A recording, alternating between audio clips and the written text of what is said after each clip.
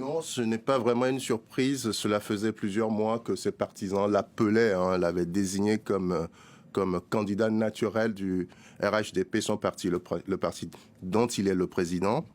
Alassane Ouattara avait laissé entendre qu'il se laissait quelques jours pour réfléchir et prendre une décision en son âme et conscience. Pendant un moment, on a cru, certains ont pronostiqué sur le fait qu'il pouvait, sur la base du fait qu'en 2020 déjà, il avait lui-même dit son intention de se retirer de la vie politique et de se consacrer à sa fondation, et que sur un cas, ce qu'il avait lui-même appelé un cas de force majeure, qu'il est revenu sur cette décision parce que son dauphin à l'époque avait était décédé à la suite d'une maladie. Donc il y avait cette attente-là. Il y avait, j'allais dire, 50% de chances qu'il le soit et 50% de chances qu'il ne le soit pas. Bon, il semble que la décision a été prise. Reste à savoir ce que va faire l'opposition en face. Parce que, rappelez-vous, en 2020, lorsqu'il y a eu ce changement de constitution, d'abord en 2016, et qu'il y a eu de sa part cette volonté de se retirer, et que finalement il y est allé, l'opposition avait boycotté ce scrutin sous le prétexte qu'il n'avait pas droit à un troisième mandat. Aujourd'hui, ce débat, semble-t-il, est clos. Mais parce que là, il brigue un quatrième mandat. Exactement.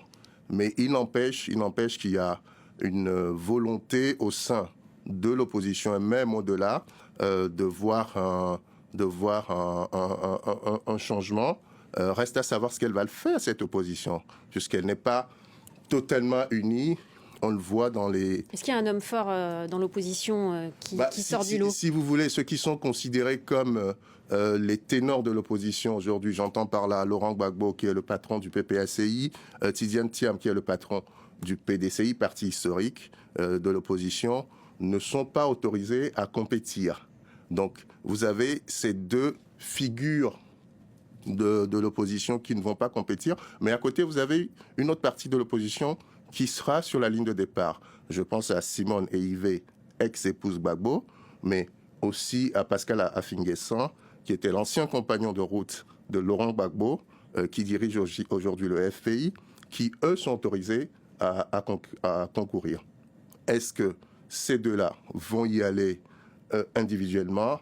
Est-ce qu'ils vont trouver un accord pour former une coalition? C'est tout ce qu'il faudra suivre dans les prochains jours. Et on suivra ça, évidemment, sur France 24. Merci beaucoup.